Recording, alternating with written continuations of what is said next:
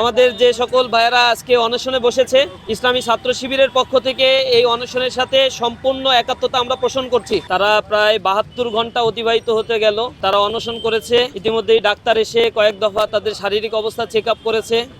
খুবই সংকটাপন্ন অবস্থার মধ্য দিয়ে তারা যাচ্ছে। আমরা আশা করেছিলাম তাদের এই অনশনের যে দাবি তিনটা একেবারেই যৌক্তিক দাবি, গণভোটের রায় বাস্তবায়নের জন্য তারা এই অনশনে বসেছে এবং 3 দফা দাবি সরকারের কাছে তারা করেছে। এই ঢাকা বিশ্ববিদ্যালয় এমন একটি জায়গা যেখান থেকে আন্দোলনের উৎপত্তি হয়, যেখান থেকে এর পূর্বের ফ্যাসিবাদ এই ক্ষুদ্র আন্দোলনের মাধ্যমেই তার তক্ততাউস নড়ে গিয়েছিল এবং ছোট্ট এই অনশন এরপরে বড় বিস্ফোরণ এবং এর মধ্য দিয়ে একটা ফ্যাসিবাদী কাঠামো কিন্তু ভেঙে চুরে খান খান হয়ে গিয়েছিল।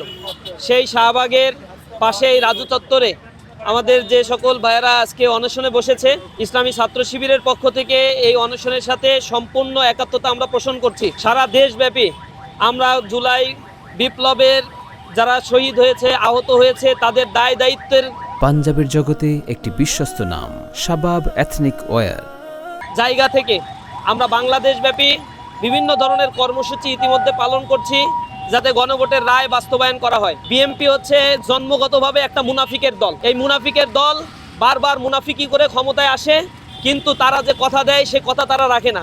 এর আগে আপনারা দেখেছেন 96 সালে তারা যখন তত্ত্বাবধায়ক সরকারের কথা বলেছিল, কিন্তু তত্ত্বাবধায়ক সরকারের বেনিফিশিয়ারি হয়ে ক্ষমতায় এসে সেই তত্ত্বাবধায়ক সরকার না দিয়ে একচেটিয়া দলীয় অধীনে নির্বাচন দিয়েছিল। 18 দিনও তারা পরবর্তীতে টিকতে পারে নাই। তত্ত্বাবধায়ক সরকারের অধীনে নির্বাচন দিয়ে তাদের লেজ গুটিয়ে পালিয়ে যেতে হয়েছিল। সেই বিএনপি যখন নির্বাচনের আগে তারা গণভোটের কথা বলেছিল, গণভোটে হ্যাঁ রায়ের পক্ষে তাদের চেয়ারপারসন ক্যাম্পেইন করেছে, কিন্তু এই হ্যাঁ ভোটের রায় এখন বাস্তবায়নের ক্ষেত্রে তাদের গড়িমসি সংসদের অধিবেশনের নির্ধারিত 3 মাসের সময়সীমা ইতিমধ্যেই অতিবাহিত হয়েছে, কিন্তু তারা এতে কর্ণপাত করছে না। এই দলটা তাদের এই নেফাকি চরিত্রের কারণেই এই বাংলাদেশের মানুষের কাছে একদিন ধরা খাবে অথবা ধ্বংস হবে।